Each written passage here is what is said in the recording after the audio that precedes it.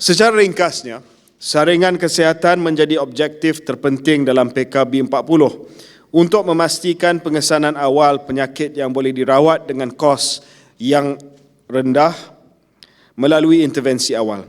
Untuk makluman semua, sehingga kini seramai 5.9 juta rakyat Malaysia layak untuk mendapatkan saringan kesihatan percuma di bawah program PKB 40.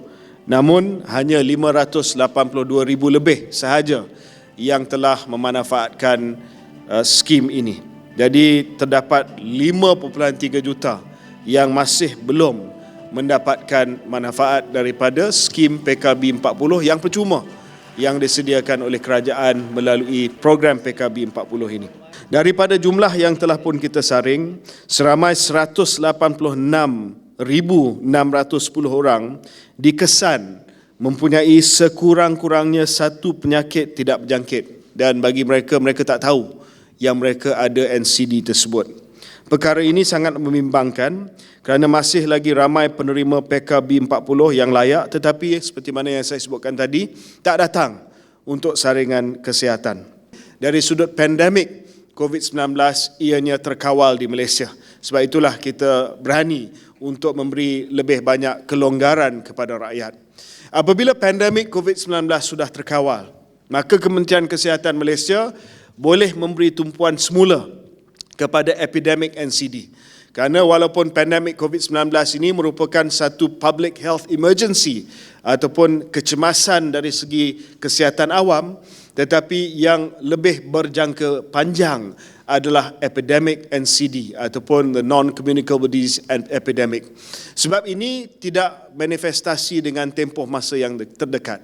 Kalau kita dijangkiti dengan COVID-19, dalam tempoh 3 ataupun 4 hari, kita akan ada manifestasi gejala, onset of symptom.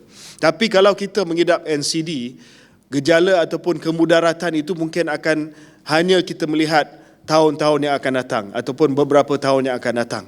Kita tak tahu, kita tidak mengurus dengan baik, kita tak kawal dengan baik, kita tak merawat dengan baik, tetapi penyakit itu manifestasinya mungkin akan mengambil masa beberapa tahun berbanding dengan COVID. Sebab itu COVID adalah sesuatu yang clear and present danger kepada kita.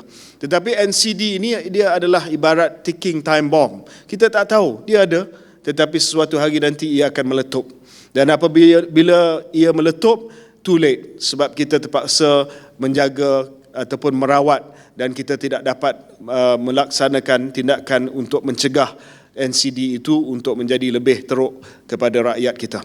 Sebab itulah kita harus memberi tumpuan semula kepada epidemik NCD ini. Satu adalah untuk memastikan bahawa inisiatif saringan kita dapat dilaksanakan secara besar-besaran. Ini tuan-tuan dan puan bukan keadaan di mana kita tidak ada program, kita tidak ada peruntukan dan kita tidak ada kemudahan. Kita ada kemudahan dan ianya percuma. Dan bayangkan hanya 0.5 juta sahaja daripada hampir 6 juta yang layak yang telah memanfaatkan daripada saringan kesihatan ini. Ini adalah benda yang baik, benda yang percuma dan benda yang bukan susah sangat pun kalau kita nak usahakan supaya kita dapat saringan kesihatan melalui PKB 40. Dan apabila kita dapat saringan kesihatan itu, maka Kementerian Kesihatan ada di sini untuk memberi rawatan kepada anda melalui ubat-ubatan dan juga langkah-langkah untuk kita memberi rawatan supaya dapat mengurus masalah itu sama ada high blood pressure ataupun high cholesterol ataupun diabetes dengan urusan rawatan yang ada pada Kementerian Kesihatan Malaysia. Jadi